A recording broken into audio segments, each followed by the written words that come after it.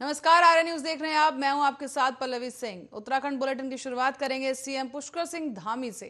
दरअसल होली के मौके पर जहां हर जगह हर्षोल्लास का मौका दिखा, तो वहीं पर उत्तराखंड के सीएम पुष्कर सिंह धामी सुरीले अंदाज में नजर आए। देहरादून में होली समारोह के दौरान उन्होंने गीत गाया और इसी के साथ ही उन्होंने सबको चौंका दिया है। भाजपा केंद्र नेतृत्व ने अभी तक तो वैसा इस बात की घोषणा नहीं की है कि अगला मुख्यमंत्री कौन होगा, लेकिन सियासी चर्चाओं में कार्यवाहक मुख्यमंत्री पुष्कर सिंह धामी का नाम सबसे आगे इस वक्त नजर आ रहा है।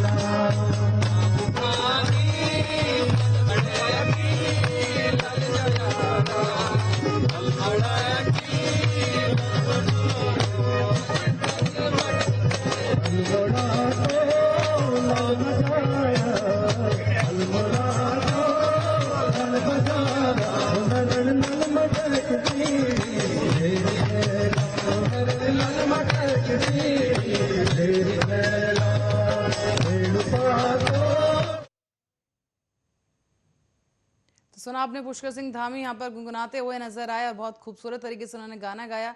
अब बढ़ते हैं अगली खबर की ओर, जहां उत्तराखंड में प्रचंड जनादेश के बाद सत्ता में वापसी करने वाली भाजपा अभी तक राज्य के लिए नए मुखिया का नाम तय नहीं कर पाई है, पर अब इसे अंतिम रूप दिया जा रहा है। 19 तारीख को ही दिल्ली में प्रधानमंत्री नरेंद्र मोदी और गृह मंत्री अमित शाह की एक अहम बैठक होने जा रही है।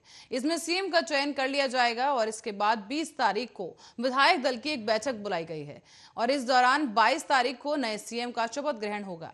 और अभी तक पुष्कर सिंह धामी, धन सिंह और अनिल बलूनी के नाम को लेकर सबसे ज्यादा कयास लगाए जा रहे हैं, लेकिन पूर्व के अनुभवों के आधार पर कहा जा सकता है कि पीएम नरेंद्र मोदी एक बार फिर सीएम के चेहरे को लेकर चौंका सकते हैं।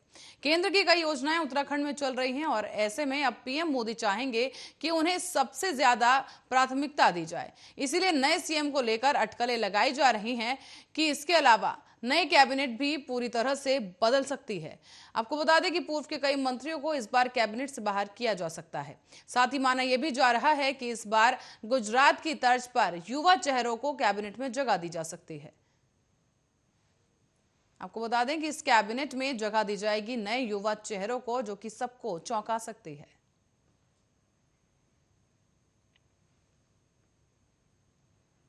साथ ही साथ आपको बता दें कि उत्तराखंड के सीएम के नाम को लेकर अब सूत्रों ने एक अहम दावा कर दिया है। बता दें आपको कि राज्य में भारतीय जनता पार्टी ने चुनाव में दोबारा एक बार सत्ता में वापसी की है और अब भारतीय जनता पार्टी में भी सीएम के नाम को लेकर अटकलें लगाए जा रहे हैं और मंथन जारी है। तो वहीं सूत्रों का यह दावा है कि पुष्कर सिंह धामी रेस में सबसे आगे हैं। 10 मार्च को संपन्न हुए विधानसभा चुनाव के बाद अब बीजेपी ने पुष्कर सिंह धामी को लेकर सीएम का चेहरा घोषित किए जाने को मंथन किया था। हालांकि पुष्कर सिंह धामी खटीमा सीट से चुनाव हार गए। गौरतलब है कि विधानसभा चुनाव में भाजपा 2 मुख्यमंत्रियों को बदलने के बाद इस चुनाव में गई थी और पुष्कर सिंह धामी से पहले सत्ता की बागडोर त्रिवेंद्र सिंह रावत और तीरथ सिंह रावत के हाथों में दी गई थी और इसी दौरान पार्टी ने धामी को मुख्यमंत्री पद का उम्मीदवार बनाया था और ये उम्मीदवार बनाते हुए चुनाव लड़ाया गया और जीत मिली, लेकिन धामी खुद अपनी सीट से हार गए। बताया जा रहा है कि करीब 1 दर्जन विधायकों ने धामी के लिए अपनी सीट से इस्तीफा तक देने की पेशकश की थी और कार्यवाहक मुख्यमंत्री की केंद्रीय गृह मंत्री अमित शाह और राष्ट्रीय अध्यक्ष जेपी नड्डा समेत कई वरिष्ठ नेताओं के साथ कुछ दिन पहले भी दिल्ली में एक बैठक की जा चुकी है।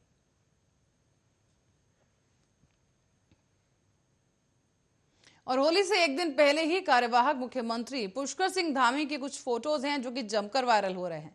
आपको बता दें, एक तस्वीर ने उत्तराखंड के राजनीतिक गलियारों में हलचल मचा दी है। मुख्यमंत्री पुष्कर सिंह धामी गुरुवार को राजधानी देहरादून लौट आए थे और उसके बाद वो वहां पूर्व मुख्यमंत्री से मिले, जहां उन्हें तिलक भी लगाया गया।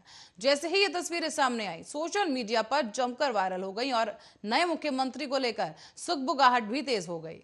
धामी देहरादून लौटकर पूर्व मुख्यमंत्री रमेश पोखरियाल निशंक के आवास पर गए और उन्हें होली की शुभकामनाएं देते हुए उन्होंने तिलक लगाया है। माना जा रहा है कि इस दौरान वर्तमान राजनीतिक परिदृश्य को लेकर भी अब उनके मध्य चर्चा हुई है। बता दें कि रमेश पोखरियाल निशंक का नाम उत्तराखंड के नए मुख्यमंत्री की रेस में शामिल है।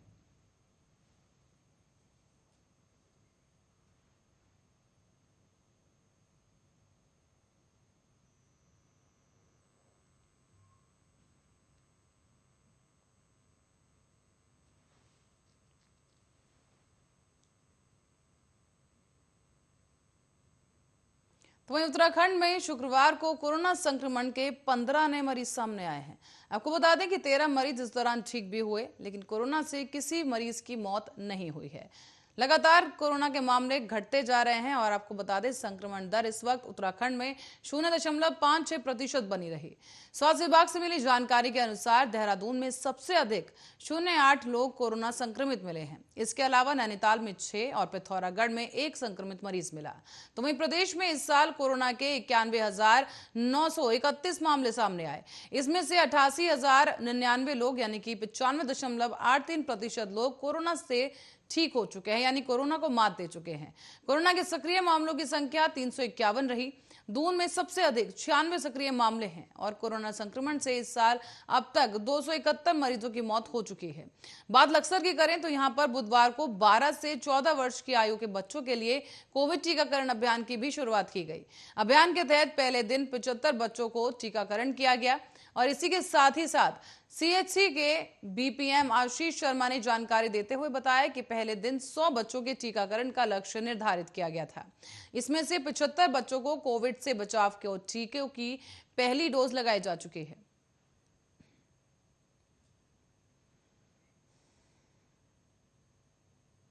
तो वहीं उत्तराखंड की एक और खबर की ओर रुख करेंगे, जहां पर उत्तराखंड के पर्वतीय इलाकों में अब बारिश हो रही है, जबकि मैदानी इलाकों में मौसम शुष्क रहने की संभावना जताई गई। तो वहीं राज्य में अगले 2 से 3 दिन में अधिकतम और न्यूनतम तापमान में 4 से 6 डिग्री अधिक रहने की संभावना जताई जा रही है। हालांकि बाद में तापमान के धीरे धीरे कम होने की भी संभावना है। मौसम विभाग के अनुसार जो पूर्वानुमान जताया गया उसके मुताबिक अब पर्वतीय इलाकों में कहीं कहीं हल्की से मध्यम बारिश के साथ साथ गर्जना के साथ बारिश होने की संभावना है। राज्य के मैदानी इलाकों में मौसम शुष्क बना रहेगा, जबकि विभाग ने आगे ये भी जानकारी दी कि पर्वतीय इलाकों में कहीं कहीं पर गर्जना के साथ बिजली चमकने और ओलावृष्टि होने की भी संभावना है। आगे आपको बता दें कि राजधानी देहरादून में आंशिक रूप से बादल छाए रह सकते हैं और देहरादून में भी गर्जना और चमक के साथ बारिश होने का पूर्वानुमान जताया गया।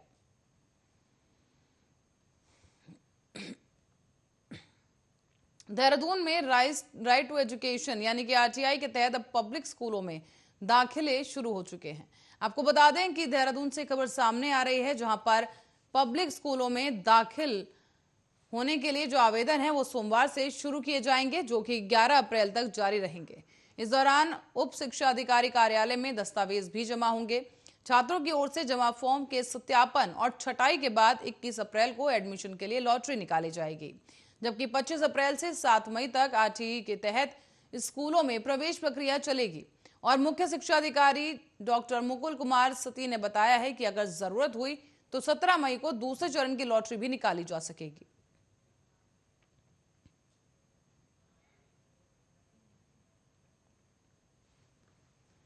और इसी बीच उत्तराखंड से एक दुखद खबर भी सामने आ रही है, जहां होली मनाने परिवार के साथ मंडल घाटी में गए ग्रामीण निर्माण विभाग के वो दुर्घटनाग्रस्त हो गए हैं।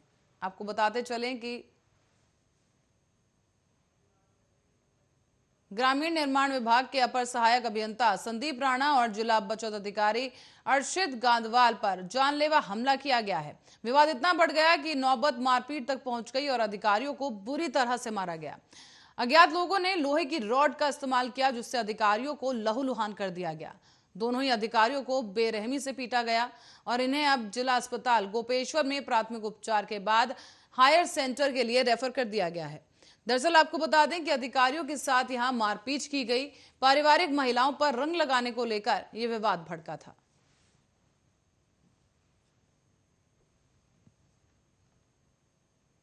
तो वहीं उत्तराखंड के पौड़ी जिले में होली का जश्न मातम में बदल गया है। यहां होली खेलकर लौट रही सवारियों से भरी एक टैक्सी अनियंत्रित होकर खाई में जा गिरी है और इस वजह से 4 युवकों की मौत हो गई, जबकि कई लोग इस दौरान घायल हो गए हैं। इसके साथ ही आपको बता दें कि करीब 10 लोग बताए जा रहे हैं जो कि घायल हैं और इनमें से 3 की हालत काफी गंभीर बताई जा रही है।